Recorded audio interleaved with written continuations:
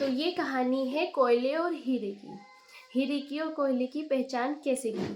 तो एक आदमी था जो कि जोहारी था, जिसको मतलब सोने चांदी हीरे मोती की सबकी परख होती है। वो बाहर आउट ऑफ स्टेट रहता था और एक स्टेट का था, उसको भी सोने चांदी हीरे की पहचान थी, पर उसको उतनी नॉलेज नहीं थी। तो उस आदमी ने क्या किया, उसके पास एक हीरा था, एक बड़ा सा हीरा था। तो उसको ना, उसके पास वो हमेशा रहता था और उसी हीरे से ही मतलब वो उसका लक बोल सकते हैं कि उसका लक था। वो उसी से ही वो थोड़ा और अमीर होता गया, और अमीर होता गया, और अमीर, बहुत अमीर होता गया। तो बाहर से कांटेक्ट होने लगे उसके अदर जहरीज से, जो बहुत ज़्यादा पैसे वाले थे, उनसे कांटेक्ट होने लगे। तो उन्होंने कहा कि हमारे पास छोटे छोटे बहुत सारे डायमंड हैं, आपके पास कोई बड़ा डायमंड है तो आप हमें दे दो, और आपको ये ले लेना है, बिकॉज छोटे डायमंड बहुत महंगे मिलते हैं। तो उसने माइंड चलाया कि छोटे डायमंड तो बहुत महंगा मिलता है, तो क्यों ना मैं उसको ले लूँ और बड़ा डायमंड अपना इनको दे दूँ, क्योंकि इनको बड़े डायमंड की ज़रूरत है। तो वो क्या करता है, सौदा कर देता है उन सब चीज़ का, मतलब ठीक है, कॉन्ट्रैक्ट पे साइन कर देता है, आप मुझे छोटे डायमंड दे दीजिए और बड़े डायमंड ले लीजिए। और वो दे देता है उसको फिर। तो वो बड़ा डायमंड चला जाता है, छोटे डायमंड वो ले लेता है अपने पास। धीरे धीरे क्या होता है ना, समय बीतता जाता है और समय बीतता जाता है, उसका बिजनेस लॉस में जाता रहता है। छोटे डायमंड होने के बाद भी उसका बिजनेस लॉस में जाता रहता है। वो फिर और सोचता है कि मतलब ऐसा क्यों हो रहा है, जब मेरे पास वो एक डायमंड था, वो एक डायमंड काफ़ी पहले से था उसके पास, जब उसकी सोने चांदी की ज्वेलरी की शॉप भी नहीं थी, उसको कहीं से मिला था, तब से वो उसके पास था। तो उसका ध्यान जाता है कि वो मेरे पास था तो सब कुछ ग्रो अप होता जा रहा था, मैं तरक्की करता जा रहा था। अभी मेरे पास स्मॉल स्मॉल डायमंड्स है जो कि बहुत महंगे हैं, उसके बावजूद भी मैं ग्रो नहीं कर पा रहा हूँ। क्यों नहीं ग्रो कर पा रहा हूँ? तो एक दिन उसने सोचा, उसके छोटे वाले डायमंड भी सारे बिक चुके थे तब तक। उसने उसी ज्वेलरी से बात करी, कॉल लगाया, उससे बात करी कि सर ऐसे ऐसे बात है, मुझे वो डायमंड चाहिए, वो जो मैंने आपको दिया था थोड़ा बेकार सा हो जाता है वो।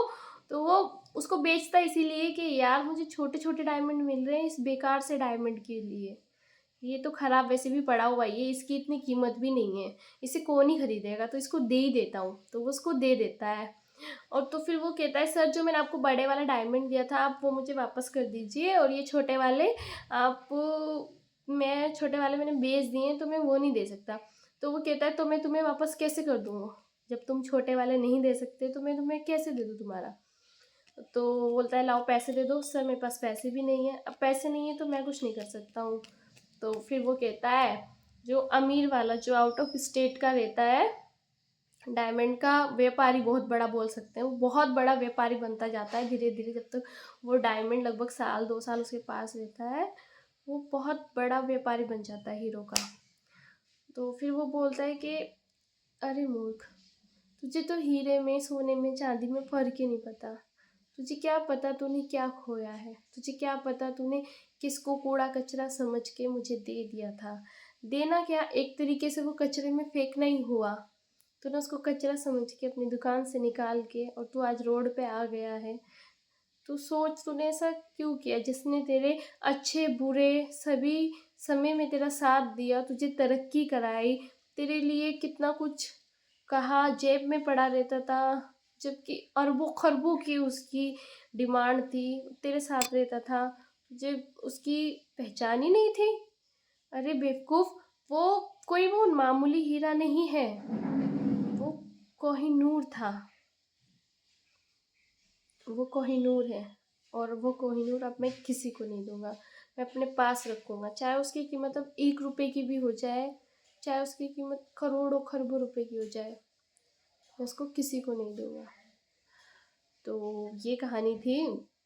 वो मायूस होके चला जाता है वहाँ से कि ठीक है सर, अपने आप को बहुत कोसता है, सोचता है कि मैंने क्या कर दिया, मैंने कैसे मतलब उसकी कदर नहीं की, ये मैं कैसे नहीं पहचान पाया, वो जब मेरे पास था और मेरे पास सब कुछ आ रहा था, कैसे मैं उसको नहीं पहचान पाया। बस ये सोचता रहता है, बहुत मायूस होता रहता है। उसकी उसके साथ खींचे हुए उसके बहुत सारे फ़ोटोज़ भी थे, वो सब देखता है अपने घर में, उसको बहुत याद करता है, पर तो चला गया अब तो उसको वापस मिलने वाला नहीं था, बस यादें ही रह गई अब उसकी। तो ये कहानी बस इतनी सी है और ये हमें ये सीख देती है कि समय रहते किसी की कदर समझ लो। कभी कभी कूड़ा के भी राज भाग जागते हैं और हो सकता है आप जिसको कूड़ा समझ रहे हो वही आपकी तरक्की का एक ऐसा चैप्टर हो जो आपको फेमस करे, जो आपको तरक्की दिलाए, जो आपको खुश रखे, जो आपकी हंसी की वजह बने। तो खोजिए, पहचान कीजिए कि वो क्या चीज़ है। कभी ऐसा होता है कि जो हमसे कभी कुछ चीज़ दूर हो जाती है तो हमें अकेला अकेलापन महसूस होता है। वो हमारी वॉच हो, हमारी नेल पेंट हो, कोई इंसान हो, फैमिली हो, रिलेटिव्स हो, कपड़े हो। कभी कभी ऐसा होता है कि वो चीज़ नहीं है ना तो हमें अधूरा अधूरा सापन लगता है, तो उसकी कदर करिए। कुछ लोग होते हैं कपड़े ऐसे ही फेंक देते हैं, निकालते हैं, फेंक देते हैं। मतलब उसे पहन के हम जा रहे हैं अच्छे दिखने के लिए कि हाँ हम अच्छे दिखेंगे, और फिर बाहर जाके तो अच्छे दिख गए, घर में आते ही तुम उनको क्या करते हो, फेंक देते हो। यार उन्हीं की वजह से तो तुम अच्छे लग रहे हो, तो उनको अच्छे से आराम से रखो ना। ज़रूरी नहीं है कि जो नॉन लिविंग है मतलब निर्जीव चीज़ है उनके अंदर जान नहीं होती है। सब समझते हैं, वो कहते हैं ना एक पॉजिटिव एनर्जी तो है दुनिया में। तो वो पॉजिटिव एनर्जी सिर्फ ह्यूमन में या लाइव एनिमल्स में तो नहीं है, वो जितने भी सजीव निर्जीव जितने भी जीव हैं वो सभी में पॉजिटिव एनर्जी है। तो अब देखो हमारे घर की वॉल है, अब हम इसको अगर गंदा करेंगे तो हमारा घर कितना गंदा लगेगा ना। इसको साफ रखेंगे तो साफ अच्छा लगेगा। तो इसीलिए सभी चीज़ की केयर करेंगे तभी वो चीज़ हमें फल देती है। तो केयर करनी सीखिए। इस कहानी से मेरा मेन उद्देश्य यही था कि चाहे जो भी हो जाए कभी किसी का अपमान ना करें, कदर करें। जो आपके पास है अभी पहचान लें। ऐसा ना हो कि वो आपके पास से हमेशा के लिए चला जाए और बस आपके पास यादें रह जाएं।